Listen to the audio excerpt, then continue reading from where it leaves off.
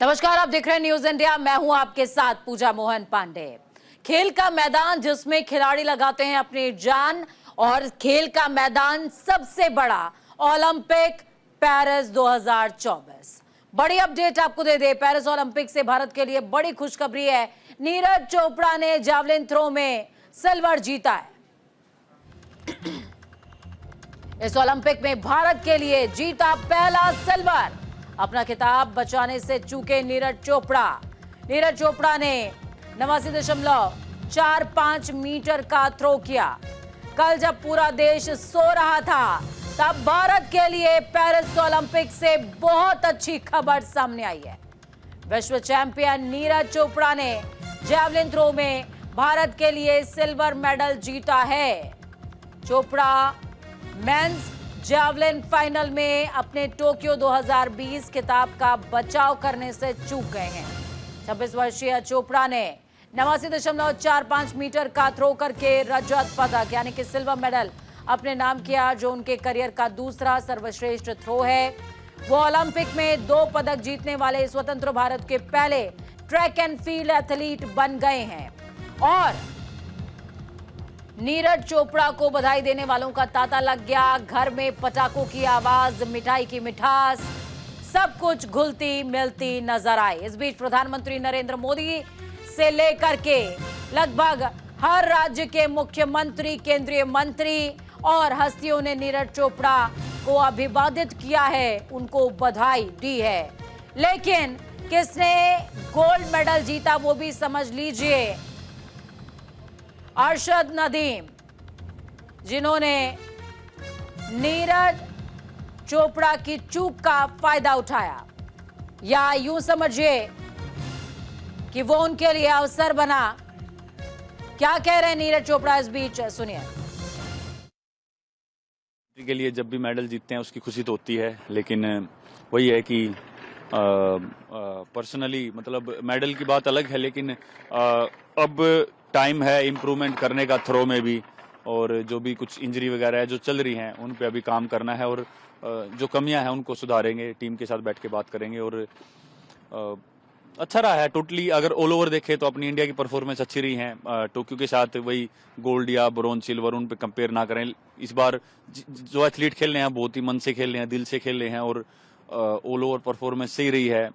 ऐसे ही चेंजेस आते हैं, जरूरी नहीं है कि हर बार हमारे मेडल बढ़ते जाएं। कभी ना कभी वो टक्कर भी देते हैं, थोड़े से उससे चूक जाते हैं, लेकिन आने वाले टाइम में ये साइन है कि ऐसे ही और ज्यादा मेडल बढ़ेंगे हमारे। तो ओलंपिक में स्वतंत्र भारत के सिल्वर मेडल विजेता भारतीय पुरुष हॉकी टीम रोम 1960 में जो है भारत ने जीता था, और इसके अलावा राज्यवर्धन सिंह राठौर ने शूटिंग में जीता था एथेंस में 2004 में। इसके अलावा सिल्वर मेडल का जो सिलसिला है वो यूं ही चलता रहा। और इस बीच सुशील कुमार कुश्ती में लंदन ओलंपिक्स 2012 में उन्होंने मेडल अपने नाम किया था सिल्वर। विजय कुमार शूटिंग में लंदन 2012 ओलंपिक्स में सिल्वर मेडल अपने नाम करते नजर आए थे। पीवी सिंधु ने बैडमिंटन में रियो 2016 ओलंपिक्स में ये मेडल अपने नाम किया था। मीराबाई चानू हालांकि इस बार वेट लिफ्टिंग में वो मेडल से चूक गई, पर अगर बात करें टोक्यो 2020 ओलंपिक की यानी कि पिछले ओलंपिक्स की, तो उस दौरान मीराबाई चानू ने सिल्वर अपने नाम किया था। रवि कुमार दहिया कुश्ती में टोक्यो 2020 ओलंपिक्स में उन्होंने सिल्वर मेडल हासिल किया था। नीरज चोपड़ा ने पेरिस ओलंपिक 2024 में सिल्वर मेडल हासिल किया। हालांकि टोक्यो ओलंपिक में उनका जो ट्रैक फील्ड है वो गोल्ड मेडल का रहा था। अब इसी के साथ चलिए आपको नीरज चोपड़ा की कुछ उपलब्धियां भी बताएंगे। नीरज चोपड़ा की उपलब्धियां और बेहतरीन थ्रोज को समझ लीजिए। ओलंपिक चैंपियन टोक्यो 2020 के वो रहे हैं।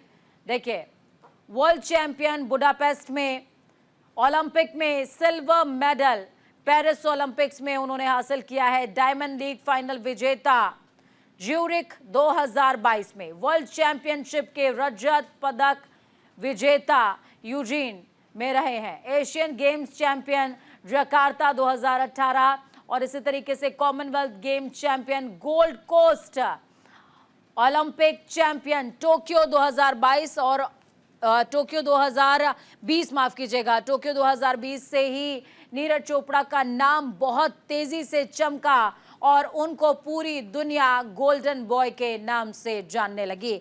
लेकिन इस बार हम सभी जानते हैं कि किस तरीके से नीरज अपना गोल्ड बचाने में चूक गए हैं। सिल्वर उन्होंने अपने नाम, देश के नाम किया है। आगे बढ़ते हैं, पेरिस ओलंपिक का जिक्र करते हैं। हॉकी में भारत ने कमाल कर दिया है। स्पेन को हराकर भारत ने जीता है bronze medal. Bronze medal match में स्पेन को 2-1 से हराया। भारत ने ओलंपिक में 13वां मेडल जीता है। हॉकी में भारतीय पुरुष हॉकी टीम ने पेरिस 2024 ओलंपिक्स में ब्रॉन्ज मेडल मैच में स्पेन को 2-1 से हराया। हरमनप्रीत सिंह एंड कंपनी ने टोक्यो 2020 के अपने प्रदर्शन को दोहराते हुए इतिहास रच दिया है। ओलंपिक्स में ये पुरुष हॉकी में भारत का 13वां ओलंपिक मेडल है और इंडियन टीम के पास सबसे ज्यादा हॉकी के मेडल्स हैं। म्यूनिख 1972 के बाद पहली बार भारत ने एक के बाद एक ओलंपिक पदक जीते हैं। भारतीय कप्तान ने टूर्नामेंट को 10 गोल के साथ समाप्त किया।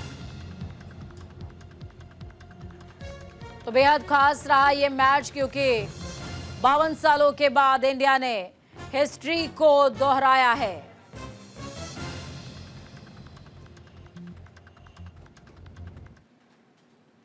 तो चलिए आप समझ लीजिए थोड़े से तथ्य ओलंपिक में पुरुष हॉकी टीम में भारत के पदक क्या क्या रहे हैं। एम्स्टर्डम 1928 में गोल्ड मेडल भारत ने अपने नाम किया था।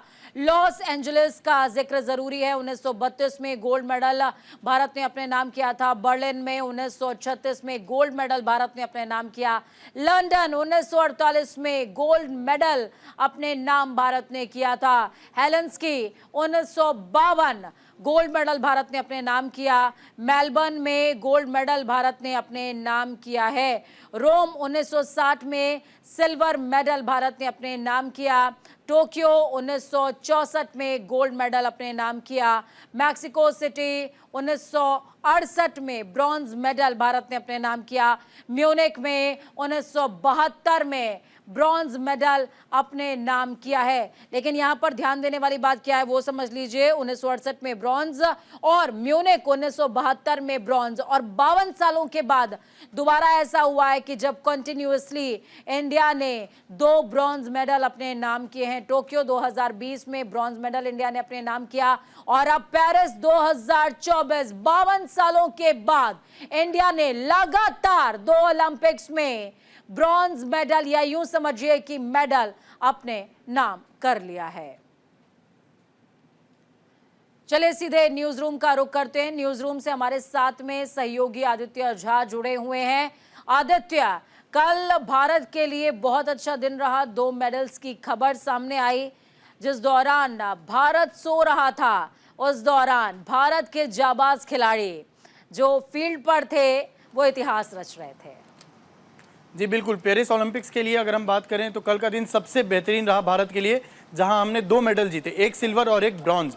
नीरज चोपड़ा की अगर हम बात करें तो स्पोर्ट्स में ये कहा जाता है कि on A given day may the best win, यानी कि जिस दिन जो बेहतर खेले वही जीते। कल दुर्भाग्यवश नीरज चोपड़ा गोल्ड तो नहीं जीत पाए, अपना खिताब नहीं बचा पाए, लेकिन उन्होंने शानदार प्रदर्शन किया और सिल्वर मेडल जीता। एथलेटिक्स के इतिहास में वो एकमात्र ऐसे खिलाड़ी हैं जिन्होंने लगातार 2 मेडल जीता है। अगर हम नीरज चोपड़ा की बात करें तो उन्होंने 89 से ज़्यादा का स्कोर किया, लेकिन अरशद कल इतना बेहतरीन खेल रहे थे कि बाकी सारे एथलीट्स, बाकी सारे जेवलिन थ्रोअर्स उनके कहीं ना कहीं आसपास भी नजर नहीं आ रहे थे, वो बहुत पीछे रह जा रहे थे। अरशद ने कल वर्ल्ड रिकॉर्ड ब्रेक किया है, 92 पॉइंट समथिंग का 92.79 का उन्होंने स्कोर किया। उसके अलावा लास्ट थ्रो भी उनका 91 से ज़्यादा था, जो कि अगर सिर्फ एक प्लेयर को कंसीडर करें तो लगातार 2 टॉप स्कोर अरशद का था। हालांकि नीरज चोपड़ा ने भी पूरे सीजन का अपना बेस्ट दिया, लेकिन वो अरशद से पीछे रह गए और सिल्वर मेडल जीता। बिल्कुल, सिल्वर मेडल जीता। अब हॉकी पर आते हैं। यहाँ पर आदित्य, 52 सालों के बाद इतिहास दोहराया है इंडिया ने, 1968, 1972 के बाद टोक्यो ओलंपिक और अब पेरिस ओलंपिक। देखिए यहाँ पे हॉकी में कहीं ना कहीं भारत का एक गोल्डन एज चला था 1928 से लेकर के म्यूनिक 1972 तक। भारत का एक डोमिनेंस, सीरीज ऑफ डोमिनेंस था, जहाँ पे लगातार भारत गोल्ड जीतता था, सिल्वर जीतता था और ब्रॉन्ज जब जीतता था भारत, तो एक हैरानी होती थी, पूरे विश्व में खबर बनती थी कि भारत गोल्ड नहीं जीत पाया। उसके बाद अचानक एक दौर आया, कुछ दशक, जो 3-4 दशक थे भारत के लिए, वो मेडल के सूखा पड़ गया। कहीं ना कहीं फेडरेशन की गलती हुई, जो ओल्ड एज प्लेयर्स थे उनके रिटायरमेंट के बाद एक खालीपन सा रह गया, नए प्लेयर्स उतने आ नहीं पाए। लेकिन ऐसा लग रहा है कि भारतीय गोल्डन एज ऑफ हॉकी एक बार फिर से कहीं ना कहीं वापस आता हुआ दिख रहा है, क्योंकि हमने टोक्यो में भी ब्रॉन्ज लिया। तब कई सारे ऐसे अखबार थे, विदेशी अखबार, जो ये कह रहे थे कि ये एक ऐसा था जो कि once in a blue moon हो गया, गलती से हो गया। लेकिन लगातार अगर 2 बार ब्रॉन्ज जीत रही है भारतीय टीम, इसका मतलब है कि हमारे अंदर काबिलियत की कमी नहीं है। और अगर हमारी स्ट्राइकिंग बेहतर होती तो कोई बड़ी बात नहीं होती कि हम सिल्वर या इवन गोल्ड भी जीत सकते थे। क्योंकि जर्मनी में जो हमारा सेमीफाइनल मुकाबला था जर्मनी से, उसमें कहीं ना कहीं हमारी स्ट्राइकिंग में कमी रह गई। और अमित रोहिदास को जिस तरीके से रेड कार्ड देकर के एक मैच के बैन किया गया था, तो उससे हमारा डिफेंस भी कमजोर हो गया। डिफेंस हमारा सबसे स्ट्रांग पहलू था और उसमें हमारे एक स्टार खिलाड़ी का बाहर होना कहीं ना कहीं सेमीफाइनल में उनकी कमी खली थी और सेमीफाइनल में भारत हार गया। लेकिन अमित रोहिदास स्पेन के खिलाफ वापस आए और भारत ने दिखाया कि मिडफील्ड, डिफेंस और स्ट्राइकिंग का जोरदार कॉम्बिनेशन। यहाँ पे मैं पीआर श्रीजेश को धन्यवाद कहना चाहता हूँ। उन्होंने कुश्ती से, सॉरी माफ़ कीजिएगा, उन्होंने हॉकी से संन्यास की घोषणा कर दी है। पीआर श्रीजेश का करियर 2 दशक लगभग रहा और उन्होंने भारत के लिए जो किया है, क्योंकि उन्होंने एक पूरा नर्चर किया है एक नए जनरेशन को। उन्होंने देखा है, जब वो आए थे हॉकी में तो हॉकी कहीं ना कहीं नीचे था, भारत टॉप 10 में भी नहीं था। लेकिन आज जब वो रिटायर हो रहे हैं तो भारत ब्रॉन्ज मेडल जीता, ना सिर्फ ब्रॉन्ज मेडल जीता है, वो लगातार 2 बार ब्रॉन्ज मेडल जीत करके रिटायर हो रहे हैं। बिल्कुल, बहुत शुक्रिया आदित्य हमारे साथ जुड़ने के लिए और अहम जानकारी साझा करने के लिए। तो देखिए, हिप हिप हुर्रे हमें बोलना चाहिए टीम इंडिया और खासकर टीम इंडिया हॉकी के लिए, नीरज के लिए तो पूरा देश बाहें पसारे खड़ा हुआ है। लेकिन हॉकी टीम ने जो कर दिखाया है वो वाकई काबिले तारीफ है। अब हॉकी का जिक्र हो रहा है तो हॉकी में पीआर श्रीजेश ने जिस तरीके से संन्यास लिया है वो काबिले तारीफ इसलिए भी हो जाता है क्योंकि पोडियम पे आकर के डेड एंड करना या फिर संन्यास लेना वो किसी भी खिलाड़ी के लिए बेहतरीन से बहुत बेहतरीन होता है। ब्रॉन्ज मेडल जीत करके शानदार विदाई मिली है पी श्रीजेश को। आखिरी मैच में श्रीजेश ने जबरदस्त प्रदर्शन किया है। भारतीय पुरुष हॉकी के दिग्गज पीआर श्रीजेश ने अपना आखिरी अंतर्राष्ट्रीय मैच खेला और टीम ने पेरिस 2024 ओलंपिक में कांस्य पदक मैच में स्पेन को हराया है। श्रीजेश ने टूर्नामेंट से पहले ओलंपिक की समाप्ति के बाद संन्यास की घोषणा की थी। अपने शानदार करियर में श्रीजेश ने 2 ओलंपिक कांस्य पदक, 2 एशियाई खेल में खिताब, 2 राष्ट्रमंडल खेलों में रजत पदक और 5 एशियाई चैंपियंस ट्रॉफी के स्वर्ण पदक जीते हैं। केरल के रहने वाले गोलकीपर, भारत की दीवार, wall of the India goalkeeper, खेल रत्न पुरस्कार से सम्मानित पीआर श्रीजेश, जो भारत में सर्वोच्च खेल पुरस्कार जीत चुके हैं। श्रीजेश पद्मश्री पुरस्कार विजेता भी हैं। श्रीजेश वो खिलाड़ी हैं जिन्होंने सबसे ज्यादा डाउनफॉल और सबसे बेहतरीन प्रदर्शन इंडिया का हॉकी में देखा है।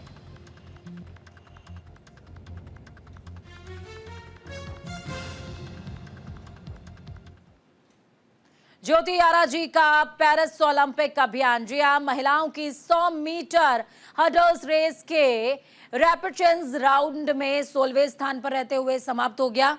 आपको बता दें, यारा जी ने इस राउंड में 13.17 सेकेंड का समय लिया और अपने हीट में चौथे स्थान पर रही हैं। तो वहीं दक्षिण अफ्रीका की मैरियन फोरे, नीदरलैंड की माइके टिजीन और स्लोवाकिया की विक्टोरिया फ्रॉस्टर से पीछे रही हैं।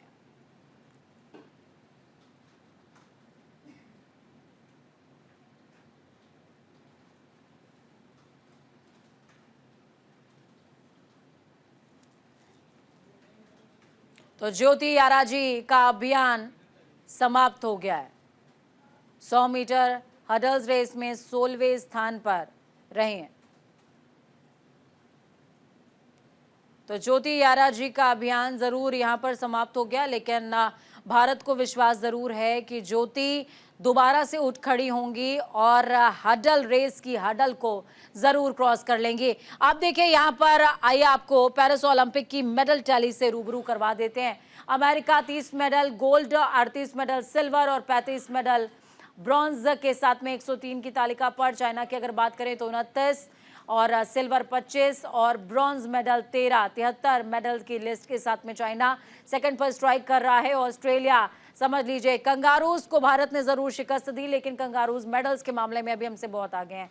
18 गोल्ड हैं कंगारूज के पास और इसके अलावा 14 सिल्वर मेडल, 19 ब्रॉन्ज मेडल। इसी के साथ में पदक तालिका यानी कि मेडल टैली में ऑस्ट्रेलिया 45 मेडल्स के साथ में थर्ड स्थान पर, या यूं समझिए कि थर्ड रैंक पर स्ट्राइक लगातार कर रहा है। लेकिन भारत कहां स्टैंड कर रहा है वो समझिए। भारत जो है 64वें स्थान पर स्ट्राइक कर रहा है। 64वें स्थान के साथ में समझ लीजिए नीरज चोपड़ा, जिन्होंने एक सिल्वर भारत की झोली में डाला है। हालांकि नीरज से गोल्डन की अपेक्षा थी, लेकिन अरशद नदीम ने जिस तरीके से अपने खाते में शुरुआत से ही प्रदर्शन बेहतरीन करके रखा, कोई खिलाड़ी उनके आसपास उनको टच भी नहीं कर पा रहा था, उस बीच नीरज चोपड़ा ने सिल्वर बचाया है। और ब्रॉन्ज मेडल की अगर बात करें तो 4 ब्रॉन्ज मेडल इंडिया के हिस्से में जाते हैं, जिनमें से 2 ब्रॉन्ज मेडल सिर्फ और सिर्फ मनु भाकर के हैं। इसके अलावा हॉकी जो है वो हॉकी में भी इंडिया को ब्रॉन्ज मिला है।